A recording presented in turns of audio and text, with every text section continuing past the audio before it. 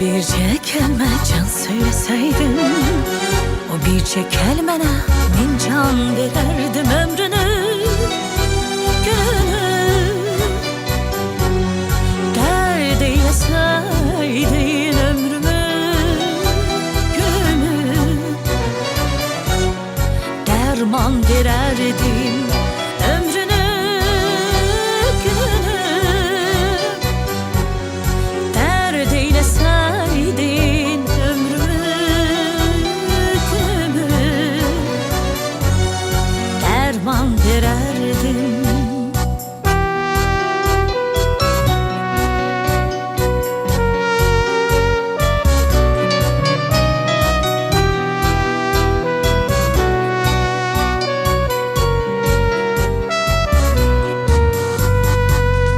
Bezdirdim ben seni sedavetinle, kaldım hesretinle, musibetinle.